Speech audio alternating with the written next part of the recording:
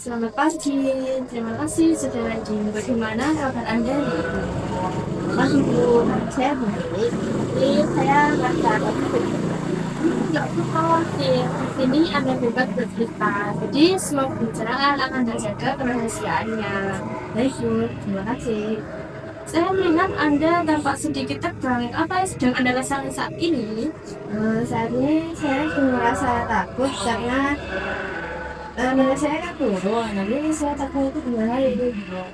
Coba ceritakan apa yang membuat Anda datang ke ruang konseling hari ini. Nilai saya itu turun karena saya kesulitan untuk fokus belajar. Kapan Anda mulai mengalami kesulitan tersebut? Sekitar 4 bulan terakhir, Apa yang biasanya Anda lakukan setelah pulang sekolah? karena saya merasa capek, istirahat, jadi saya bersantai dengan bermain media sosial. Jadi yang saya pahami, sebagian besar waktu Anda habis untuk bermain media sosial sehingga waktu belajar menjadi berkurang. Ya, Bu, benar sekali. Saya melihat masalah utama yang terjadi bukan karena kemampuan belajar Anda rendah, tetapi karena pengaturan waktu yang kurang terapis. Saya setuju. Apakah Anda bersedia bekerja sama untuk mencari solusi terhadap masalah ini? Ya, saya bersedia. Kita akan fokus membantu Anda mengelola waktu belajar dengan menggunakan media sosial. Apakah Anda setuju dengan rencana tersebut? Ya, saya setuju.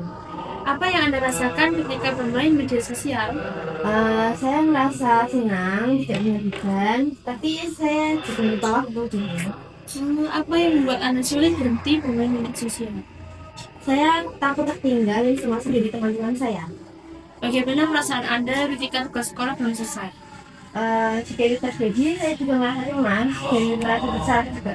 Jadi, walaupun Anda sadar tugas belum selesai, Anda tetap bermain media sosial.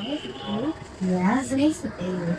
Setelah kita membahas masalah ini lebih dalam, menurut Anda, apa yang penyebab utama kesulitan yang Anda alami? Saya tidak bisa mengontrol penggunaan media sosial saya.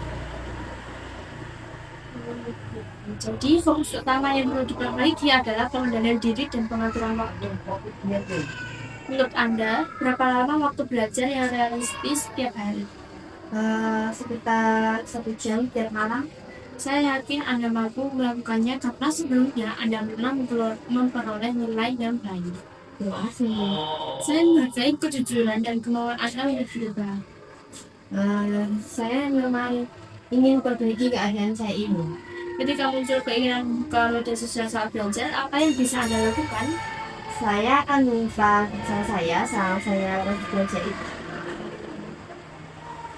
Apakah Anda bersedia menjalankan jadwal belajar yang tadi dalam waktu ke depan? Ya, Bu, saya setia. Jadi, kita sepakat Anda belajar minimal 1 jam setiap hari dan membatasi penggunaan media sosial saat belajar. Ya, baik, saya setuju. Dari sesi hari ini, dapat disimpulkan bahwa penurunan prestasi belajar terjadi karena penggunaan media sosial yang berlebihan sehingga mengurangi waktu belajar. Ya, saya memahami hal itu sekarang.